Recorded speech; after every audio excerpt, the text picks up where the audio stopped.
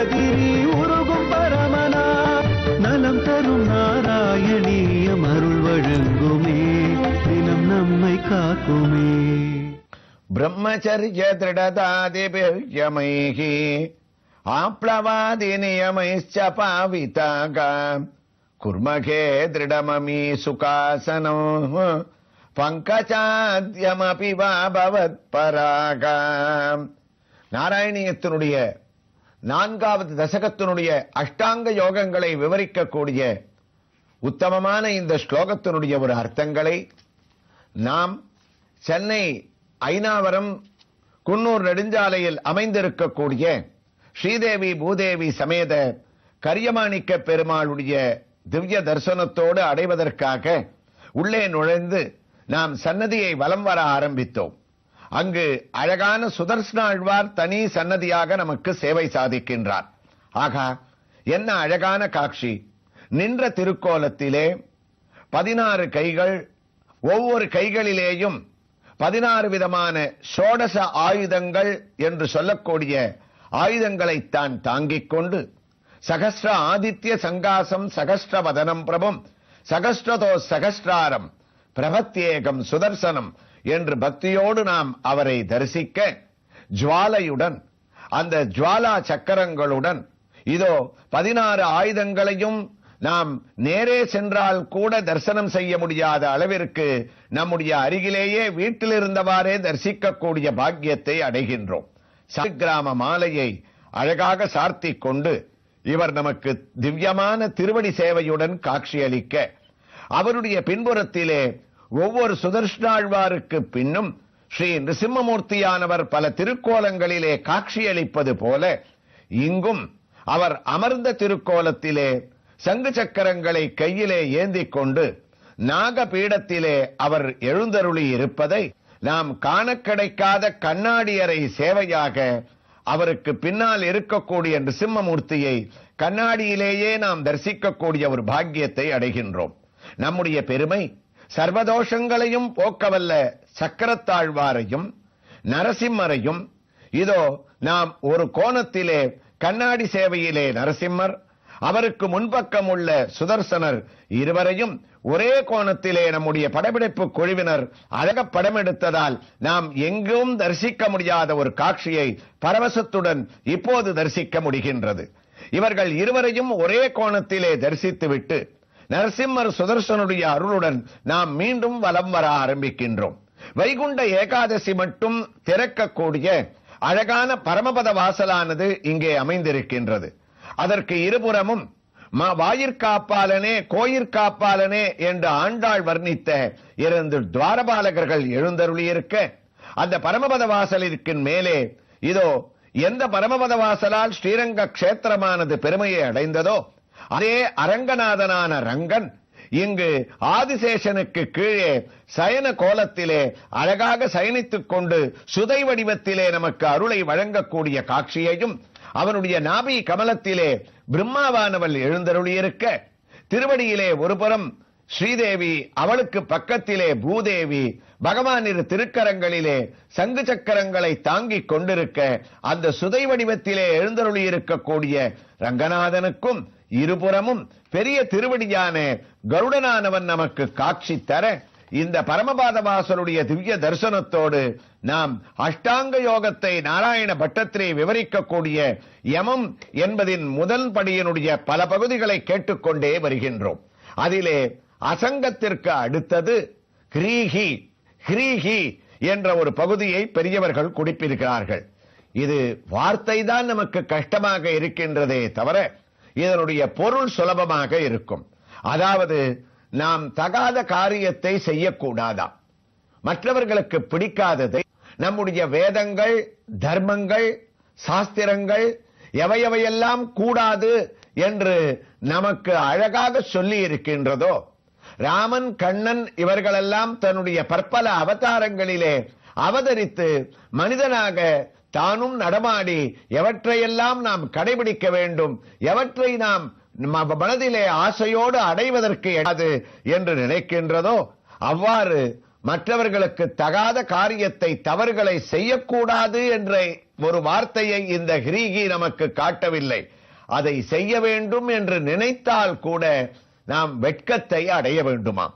அது 5வது படியாக இந்த யமத்திலே அமைந்திருக்கின்றது. 6வது அசஞ்சயகா.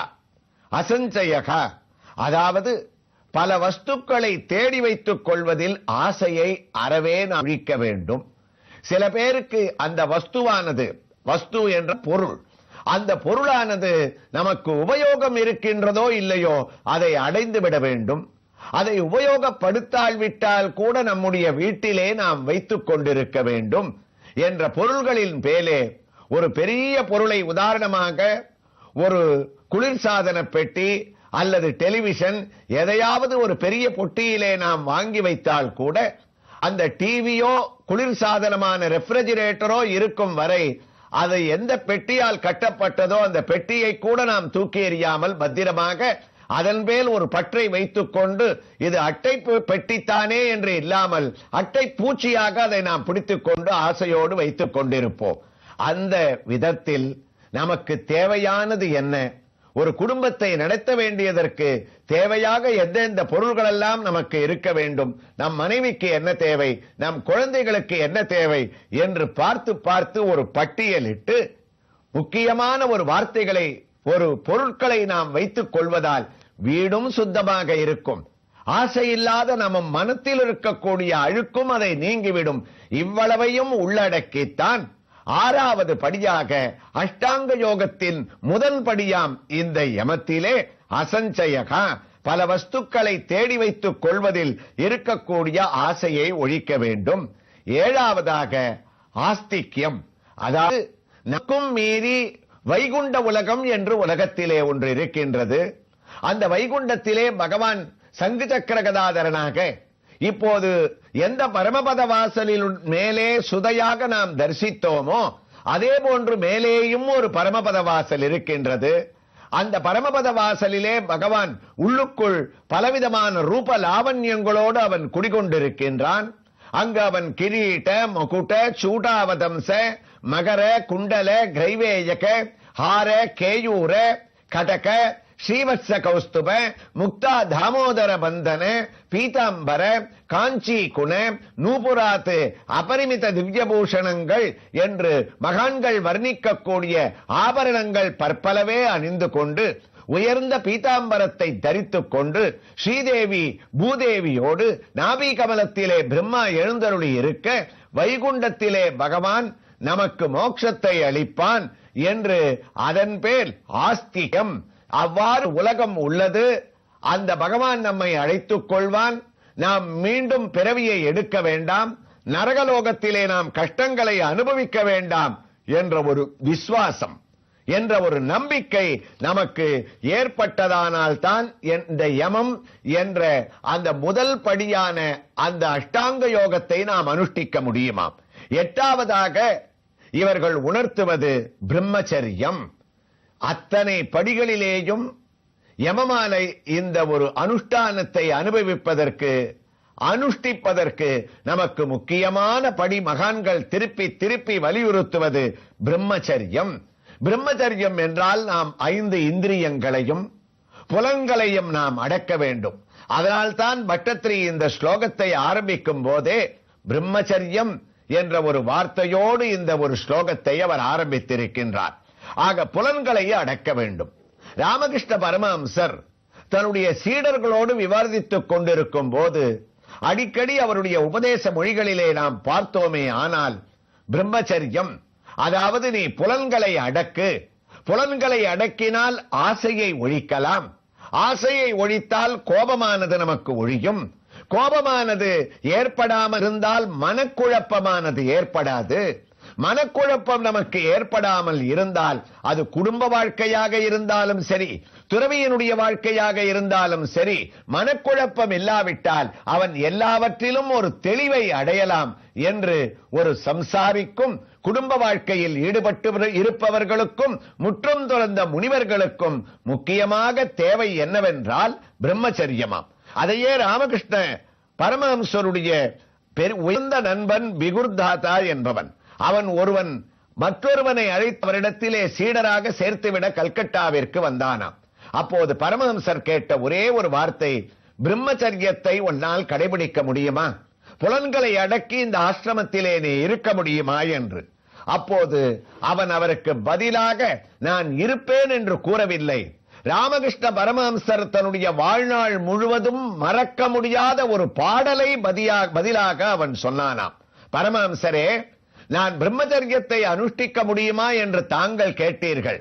நான் செய்ய போவது என்ன தெரியுமா? அன்பெனும் ஓர் மலை குகையில் யோகியாக வசிப்பேன், ஆனந்த சுனையருகில் யோக நிலையைத்தான் தரிப்பேன், என்னுடைய மெய்ஞான பசியதனை உண்மை என்ற ஒரு தீங்கனியை உண்டு தனித்திடுவேன், மென்மலரால் வைராக்கியம் கொண்டல் திரைவல் மேலான திருவடிகள் தொழுது வணங்கிடுவேன், என் நிறை பிரிந்திருக்கும் இதயத்தில் தாகம் தனித்துவிட எங்கேனும் கிணற்றை தேட, என்றாலும் அமைதியனும் நீரதனை வாரி இதயமெனும் குடத்துக்குள் ஊற்றி நிரப்பிடுவேன், உன்னுடைய திருவடியாம் தாமரையில் ஊறும் ஒப்பற்ற புகழ்மிக்க அமுதமுதனை கண்டு நன்றாக சிரித்திடுவேன், நாட்டியம் ஆடிடுவேன், நயனங்கள் குளமாக அழுதிடவும் செய்திடுவேன், இன்னும் அந்த மகிழ்ச்சியுதல் உச்சியில் ஏறி இனிதாக இசை பாடி இன்பமே அடைந்திடுவேன். இந்த ஒரு பாடல் யோக சாஸ்திரத்தினுடைய அஷ்டாங்க யோகத்திலே இருக்கக்கூடிய தத்துவங்கள், பிரம்மச்சரியத்தை கடைபிடிக்க வேண்டிய முறை, அதனால் இவனுக்கு ஏற்படைய ஆனந்த களிறு அனைவற்றையும் இவருக்கு பதிலாக இவன் சமர்ப்பித்தானாம். இதை கடைசி வரை பரமஹம்சர் மறக்கவில்லை. அவர் திருப்பி திருப்பி தன்னுடைய சீடர்களிடத்திலே சொல்லிக் கொண்டிருந்த வார்த்தை, அன்பெனும் ஓர் மலை குகையில் யோகியாக வசிப்பேன், ஆனந்த சுனையருகில் யோக நிலை தரிப்பேன். இப்படிப்பட்ட அற்புதமான வார்த்தைகளை இவன் பதிலாக கூறிவிட்டான். நான் ஒரு யோக நிலையை அடையும் போது அதற்கு தேவையான பிரம்மச்சரியம், அதற்குண்டான வைராக்கியம், மென்மலரால் வைராக்கியம் கொண்டந்த இறைவன் மேலான திருவடிகள் தொழுது வணங்கிடுவேன். அந்த இறைவனுடைய திருவடியை நினைச்சிட்டு நான் தியானம் பண்ண ஆரம்பிச்சேன்னா எனக்கு அஷ்டாங்க யோகத்தினுடைய யமம் தானாகவே சித்திக்கும். இருந்தாலும் அமைதி எனும் நீரை வாரி இதயம் எனும் குடத்துக்குள் ஊற்றி உன்னுடைய திருவடியாம் தாமரையில் ஊறக்கூடிய ஒப்பற்ற அமுதம் எனும் புகழை நான் பருகிடுவேன். இவர் சொன்ன இந்த ஒரு வார்த்தைகள் எவ்வாறு புலன்களை அடக்கி ஒரு பிரம்மச்சரியம் என்று சொல்லக்கூடிய அஷ்டாங்க யோகத்தினுடைய உண்மையான தத்துவங்கள் ஒரு மனிதனுக்கு புரிய ஆரம்பித்தால் இன்னும் அந்த மகிழ்ச்சி தன் உச்சியிலே ஏறி இனிதாக இசைபாடி மகிழ்ந்திடுவேன். 8வது நிலையாக பட்டத்திரி சொல்லி இந்த பாட்டில் இவர் சொல்லக்கூடிய உன்னதமான சமாதி நிலையை அவர் முடிக்க போறார். அத்தனையே இவர் அடக்கி சொன்ன உடனே நண்பனை தன்னுடைய முக்கியமான சீடனாக ஏற்றுக்கொண்டு பரமஹம்சர் அப்படியே வாரி அணைச்சாராம். அதனால தான் பிரம்மச்சரிய திடதாதி பெரு யமைகே, உலகத்துல யமத்தை அனுஷ்டிக்க கூடியவனுக்கு முக்கியமானது பிரம்மச்சரியம், அந்த புலன்களை அடக்க வேண்டும்னு பட்டத்திரி சொல்லிட்டு அடுத்த பிற பகுதியாக யமத்திலே அனுஷ்டிக்க வேண்டிய சிந்தனை மௌனம். வாக்கை நாக்கை அடக்கி வாரத்தில் ஒரு நாளாவது மௌன விரதத்தை கடைபிடிக்க வேண்டும். அதனுடைய பெருமை என்ன என்று இந்த ஸ்லோகத்திலே இவர் விவரிக்கக்கூடிய அர்த்தங்களை இந்த திருக்கோயிலின் மற்றொரு திவ்ய தரிசனத்தோடு தொடர்ந்து அடுத்த பகுதியிலே நாம் அனுபவிக்கலாம்.